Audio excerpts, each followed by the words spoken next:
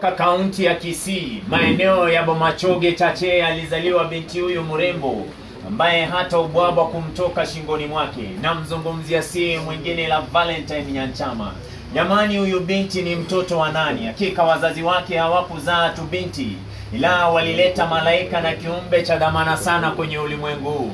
Nasikia kuna tetesi binti huyu alifaa kuwa malaika, na kama tetesi hizo ni za uongo basi sio mbali na ukweli.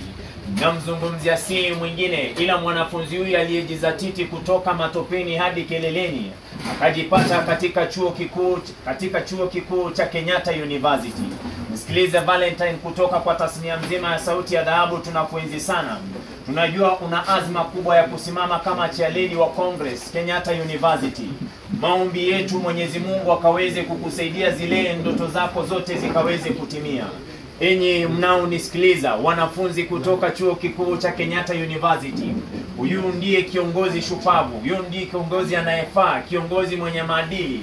Maana hata kazi yake imeonekana, amewasaidia wengi si tu katika mapato yao, ila hata kuinua talanta za wanafunzi wengi.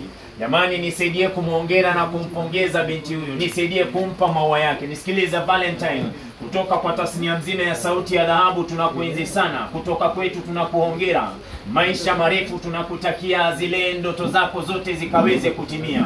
Siku moja Kenyatta University ikajivunie kwa sababu yako. Siku moja jamii yako, wazazi wako, ndugu zako na dada zako wafurahie kwa sababu yako. Siku moja ulimwengu na dunia mzima ikafurahia kwa sababu yako. Kutoka kwetu tunakuenzi sana, maisha marefu tunakutakia, zile ndoto zako zote zikaweze kutimia. Hii ni Sauti ya Dhahabu. Jina langu ni Kelvin Nyakundi. Hakika ipo siku Afrika pamoja na dunia mzima bila shaka itafurahia kwa sababu yetu. Shukrani. Kumbuka tunawapenda sana. Nisaidie kumpigia Valentine makofi.